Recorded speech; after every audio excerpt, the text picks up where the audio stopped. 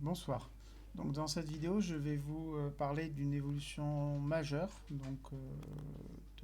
ma base applicative. Euh, Dans un premier temps, donc j'ai développé les fonctions qui permettent de faire des menus. Et qui dit menu dit action dans une application.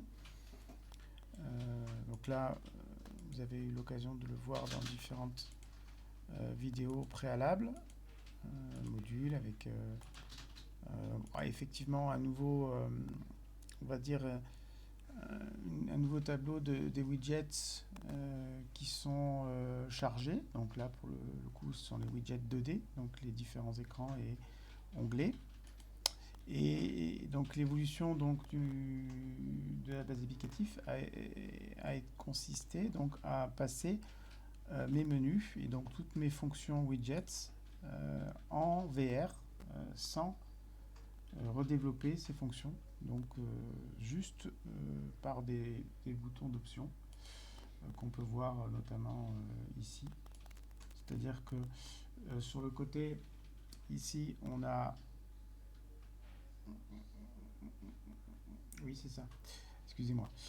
Donc on a les options qui vont permettre de dire nos menus, donc on n'est pas en nos menus, donc add menu, bloqué. Donc Oculus Go Test, donc lorsque je travaille sur l'Oculus, et puis notamment VR Android si c'est un Android, et VR si on est en VR, et 3D Inside si mes menus sont à l'intérieur donc de mon environnement virtuel, puisqu'on peut aussi effectivement faire du 2D, du 3D immersif sur PC avec des menus à l'intérieur de l'application immersive. Donc voilà, je voulais vous montrer ça. Donc la transition se fait via une vidéo que j'ai faite en VR et transférée sur Facebook. Donc là, je vais me connecter donc à mon application.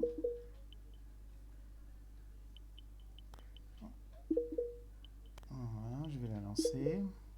Donc un petit peu de temps de chargement propre à toutes les applications VR sur Oculus Go.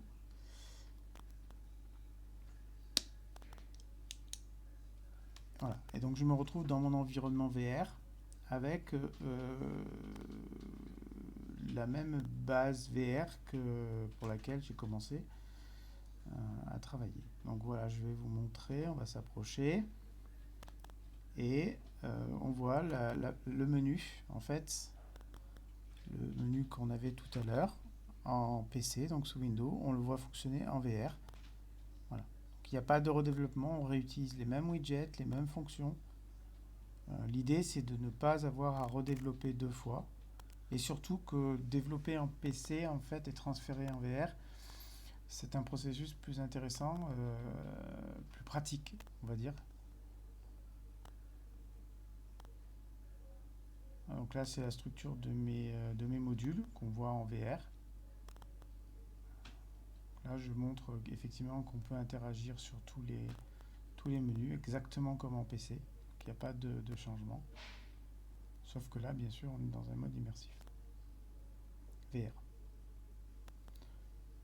Voilà.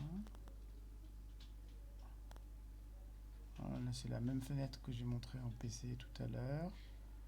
On peut sélectionner les boutons parce que cette fonction est déjà développée en PC. Voilà. Et puis je voulais montrer aussi donc un petit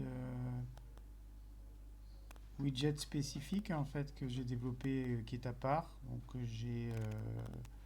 qui me permet donc de voir en VR l'état des options que je vous ai montré tout à l'heure dans la configuration. Voilà, avec les onglets. Donc il y a 3 onglets qui permettent de savoir dans quelle configuration je suis. Donc c'est important de pouvoir, quand on développe, avoir certaines informations en VR. Voilà. Et ben écoutez, je vais sur ce pas quitter et puis vous dire au revoir et merci de m'avoir suivi. À la prochaine vidéo.